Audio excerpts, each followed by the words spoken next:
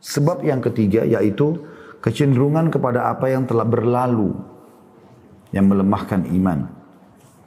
Kata penulis, ketika seseorang hendak bersikap konsisten, tiba-tiba ia merasakan suatu perpindahan dalam hidupnya, di mana pada masa lalu ia hidup dengan penuh maksiat kepada Rabb-Nya, dipermainkan syaitan dan penuh keguncangan dalam hidupnya. Kemudian ia berpindah menuju kestabilan rohani dan ketentraman. Di sini ia menemukan perbedaan yang amat jauh antara kehidupan masa lalu dengan kehidupannya sekarang. Akan tetapi pada masa-masa tertentu dia teringat pada masa lalunya, sahabat-sahabat masa lalu dan berbagai perilakunya bersama mereka. Kemudian ia melepaskan tali kekang fikirannya untuk menelusuri masa lalu pada ingatannya. Sikapnya yang semacam itu secara tidak langsung telah memberi peluang kepada syaitan untuk melancarkan serangan tipu daya serta bermain dengannya. Hingga ia berfikir untuk kembali kepada masa lalunya dan kemudian kembali kepada teman-teman lamanya. Teman-teman masa lalu itu pun menggerogoti benih-benih keimanan yang baru bersemi dan kebersihan jiwanya dari dalam hatinya. Sebagaimana dikatakan bahwa teman itu adalah penggerogot atau perampas. Ya, ada paragraf lain tapi saya jelaskan dulu di sini. Jadi teman-teman, kalau antum sudah hijrah, berpindah dari satu keadaan yang buruk, jauh dari agama kepada keadaan yang lebih baik. Tadinya tidak berhijab, sekarang berhijab. Tadinya tidak sholat, sekarang sholat. Tadinya tidak puasa, sekarang puasa. Tadinya tidak sedekah, sekarang sedekah. Tadinya tidak tahu baca Quran, sekarang sudah belajar baca Quran. Ya. Terus begitu masa transisi. Yang perlu difahami di sini adalah, setelah Anda masa transisi itu, harus Anda terus berdoa kepada Allah SWT agar diistiqomahkan. Di antara dalam ayat Quran disebutkan doa yang masyhur, Rabbana la tuzigh qulubana ba'da idh hadaitana wa hab lana min ladunka rahmah innaka antal wahhab. Rabbana la tuzigh qulubana, ya Allah jangan sampai kau alihkan hati kami lagi. Ba'da idh hadaitana, setelah kau berikan kami petunjuk. Wa hab lana min ladunka rahmah, dan berikanlah kami dari sisimu kasih sayangmu, rahmatmu, rezekimu. Ya. Innaka antal wahhab, sungguhnya kau zat maha pemberi. Ya, gitu. Jadi ini diantara kita minta agar hati kita tidak berpaling. Juga Nabi SAW mengajarkan doa, Allah mahabbib ilaina iman. Ya Allah cintakanlah iman itu dalam diri kami. Wa zayyinhu fi qulubina, dan hiasilah di dalam hati kami. Wa karrih ilaina al-kufra wal fusuqa wal isyan, dan buatlah kami benci terhadap kekufuran. Terhadap kekufuran, wa karrihna al-kufra wal fusuq, dan perbuatan kejahatan, wal isyan, dan pelanggaran-pelanggaran. Waj'alna minar rasyidin, dan jadikan kami termasuk orang yang mendapatkan petunjuk. Kan gitu.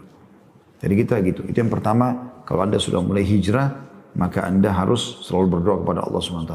Kalau belum hafal doa tadi, Anda bisa baca doa apa saja yang minta kepada Allah diistiqomahkan. Yang kedua, Anda harus mengisi waktu-waktu lowong Anda yang dulu Anda, atau waktu-waktu yang sekarang lowong, yang dulu Anda pernah isi dengan kemaksiatan. Misal, jam 10 sampai jam 11 malam dulu Anda sering ke karaoke. Misal, jam 11 sampai jam 12 malam Anda sering misalnya ke diskotik. Sekarang Anda sudah hijrah, sudah tobat. Supaya kenangan itu tidak datang, sibukkan diri dengan hal yang positif di waktu itu. Misalnya, jam 10 sampai jam 11 dengarkan ilmu, pengajian. Jam 11 sampai jam 12 ini Anda hitung sudah waktu tidur. Sibukkan dengan tidur. Atau misalnya Anda lakukan kegiatan yang lain, gitu kan. Misal, membaca Al-Quran, berzikir, ya, berdiskusi hal-hal positif sama keluarga, ya, mengajarkan anak-anak, apalah gitu kan. Misal contoh, walaupun ini sudah waktu malam ya, tapi ini contoh saja. Intinya Anda isi waktu yang dulu pernah terisi dengan kemaksiatan di masa sebelum hijrah. Sekarang jangan sampai kosong, karena syaitan hanya bisa menguasai pikiran orang yang kosong. Kapan kita berbuat maksiat teman-teman sekalian? Kalau waktu kita lagi lowong, kita lagi santai, lagi berlihai-lihai, kita lagi duduk, lagi segar. Di situ pintu syaitan sangat terbuka. Dia bisa masuk untuk membuat Anda mulailah nonton film ini ke film itu, cerita ini ke cerita itu, karena Anda punya banyak waktu lowong. Makanya dimaksimalkan di sini. Ya.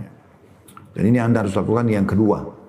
Isi waktu-waktu lowong Anda sekarang dengan perbuatan-perbuatan yang baik yang dulunya pernah Anda lakukan di waktu-waktu itu untuk berbuat maksiat. Yang ketiga, tuntut ilmu syar'i. terus perdalam ilmu agama. Karena ilmu agama ini bagikan bodyguard. Ya, kalau Anda punya ilmu agama, Anda mau makan, mau minum, mau tidur, mau bergaul, mau bekerja, pasti ilmu agama akan bicara. Ini boleh, ini nggak boleh. Dia akan pandu kita. Yang keempat, ya, Anda membentuk komunitas. Tentu yang poin ketiga ini ilmu dan mengamalkannya. Yang keempat bentuk komunitas. Supaya Anda punya komunitas tersendiri. Yang betul-betul komunitas itu beda sama komunitas yang lain. Karena dulu misalnya Anda pada saat masih belum hijrah, banyak temannya. Teman-teman itu pada support, pada suka ketawa-ketawa dan segala macam lah. Sekarang Anda sudah hijrah. Ketawa dalam Islam dibolehkan. Bertemanlah sama teman-teman yang baik-baik, yang soleh. Yang hiburan mereka pun, kalaupun ketawa memang cerita nyata. Benar, bukan bohong, bukan segala macam. Hiburannya, kalau dia butuh biologis adalah ke pasangan halalnya, bukan ke perzinahan. Hiburannya kepada tilawah Al-Quran, majelis ilmu, bukan lagi ke musik-musik seperti itulah. Ya. Itu kurang lebih gambarannya. Karena kalau tidak, maka kita akan digerogoti dengan syaitan berusaha agar teringat sesuatu. Kenangan masa lalu supaya kita mau mengulanginya. Seperti itulah. Nah, ini berbahaya sekali. Ini berbahaya karena ini akan menyesatkan seseorang. Gitu kan. Akan membuat dia terjerumus dalam kesalahan-kesalahan. Kata beliau, maka saat itu ia sedang hidup antara dua arus yang saling tarik-menarik. Arus ketaatan dan arus kemaksiatan. Ya, kalau kapan dia mulai kebayang masa lalunya, ya, kemudian dia coba ya, membuka. Ya, tadi dikatakan di sini bahasanya bagus, tali kekang pikirannya. Dia biarkan terus mengenang masa lalunya yang buruk ini. Kemudian lebih jauh lagi syaitan mulai mengingatkan, oh rupanya nomor teleponnya si Fulan masih ada. Rupanya si Fulan masih ada. Mulai dia bilang, apa kabar? Assalamualaikum, apalah. Mulai tegur sapa lagi sama teman-teman buruknya. Pada saat itu mereka akan menghancurkan semua bibit-bibit tanaman iman dalam hati Anda yang sedang bersemi. Mereka pasti dengan satu dua kisah, ketemu yuk, ayo gini-gini. Misal, begitu Anda ketemu, udah selesai urusan. Pasti syaitan akan mendukung, dari syaitan jin akan mendukung syaitan-syaitan manusia ini untuk menghancurkan semua bibit itu. Mereka akan taruh racun, maka matilah semua. Dan pada saat itu kata penulis di sini, maka saat itu ia sedang hidup antara dua arus yang saling tarik-menarik. Arus ketaatan yang tadi ada potensi dalam dirinya dan arus kemaksiatan. Sedang ia sendiri hidup di dalam kondisi pertempuran psikologis antara kebenaran dan kebatilan. Oleh karena itu, dalam suatu kisah tentang seseorang yang telah membunuh 100 jiwa. Seorang alim berkata kepadanya, pergilah engkau ke negeri Fulan. Karena sesungguhnya di negeri itu terdapat orang-orang yang menyembah Allah. Dan hendaknya engkau menyembah Allah bersama mereka dan jangan engkau kembali ke negerimu. Karena sesungguhnya negerimu itu adalah negeri yang buruk. Ya, hadits ini masyhur diriwayatkan oleh Bukhari Muslim. Anda tentu sudah tahu hadis ini tentang kata Nabi SAW, ada seseorang yang telah membunuh 99 jiwa, kemudian dia datang kepada seorang abid. Abid berarti suka ibadah tapi nggak punya ilmu. Kemudian dia bertanya, saya sudah bunuh 99 jiwa, sekarang saya mau tobat, kira-kira Allah terima nggak tobat saya? Maka karena abid ini, orang yang suka ibadah tapi nggak punya ilmu, dia nggak faham ilmunya, maka dia mengatakan 99 jiwa, mana bisa kau diampuni? Maka orang ini karena putus asa dibunuhlah orang itu sekalian. Jadi genap 100 kata Nabi SAW. Dia terus jalan sampai bertemu dengan seorang yang alim. Orang yang faham agama, punya ilmu yang bagus, yang luas. Lalu dia tanya, saya sudah bunuh 100 orang. Allah masih terima tobat saya enggak? Kata orang tersebut, ya Allah Maha Pengampun. Maka orang itu pun menyatakan dirinya dia mau bertobat. Dia kembalikan hatinya kepada Allah SWT. Dia beristighfar dan bertobat kepada Allah. Kemudian dia minta saran dari orang alim itu, kata orang alim itu, mulai sekarang kau pergi ke negeri Fulan, ada negeri yang kau bisa datangi di sana. Sana banyak orang soleh, ikuti mereka sampai kau meninggal, ibadah sama mereka. Dan jangan kau kembali ke negerimu karena negerinya terkenal orang-orang yang hampir semuanya buruk. Jangan kau kembali karena mereka akan merusaknya. Maka orang ini pun menuju ke negeri yang ditunjuk tadi orang soleh. Subhanallah, di tengah jalan meninggal dia. Belum sampai ke negeri yang dia mau beribadah nih, meninggal. Tapi dia sudah niat dalam hatinya ingin bertobat nasuha. Dia tinggal mau perbaikin sekarang ibadahnya, mau belajar di sana. Begitu meninggal, kata Nabi SAW, Allah mengutus 2 malaikat. Satu malaikat rahmah yang mau bawa ruhnya, yang menandakan dia adalah ahli surga, dan satu malaikat penyiksa yang ingin mendaftarkan dia atau membawakan dia ke dalam neraka. Maka Allah subhanahu, dan ini mereka berebut nih, ruhnya dibawa oleh siapa? Allah mendatangkan malaikat lain dalam sosok manusia lalu menengahi kedua malaikat ini. Lalu berkata, ada apa masalah kalian? Lalu mereka berdua ceritakan. Kata malaikat yang menjadi penengah ini, coba ukur jarak langkah dia. Kalau jarak langkah dia ke negeri yang dia mau perbaikin semua perbuatannya itu lebih dekat, maka malaikat rahmah yang membawanya. Kalau dia lebih dekat dengan negerinya yang buruk, maka yang membawanya malaikat penyiksa. Kata Nabi SAW, maka Allah melebihkan jarak lebih dekat menuju ke tempat taubatnya 1 jengkal saja, bedanya. Maka dia pun dibawa oleh malaikat rahmah.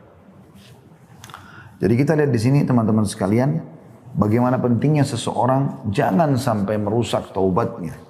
Jangan lagi membuka pintu-pintu kecenderungan mengingat masa lalunya. Gitu kan. Jadi sebenarnya berlaku juga pada hal-hal yang lain ya. Jadi mengenang masa lalu terlalu berlebihan ini bisa berbahaya. Termasuk Anda mengenang amal soleh.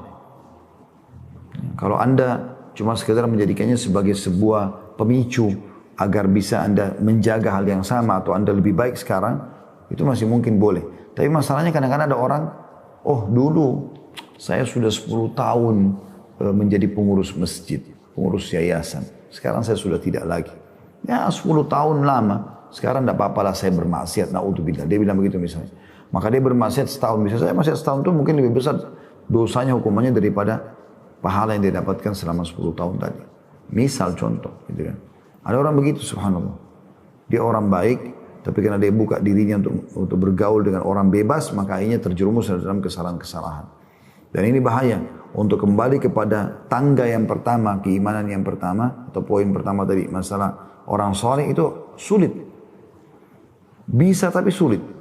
Saya sering bahasakan, kemaksiatan itu ibarat seperti sebuah jurang teman-teman sekalian. Kalau Anda sudah berada di tepi jurang, di atas gunung, apa yang Anda lakukan supaya tidak jatuh ke dalam gunung, atau jatuh dari gunung itu? Berhenti dan kembali. Minimal Anda berhenti. Jadi kalau ada kesempatan berbuat dosa, berhenti. Itu minimal.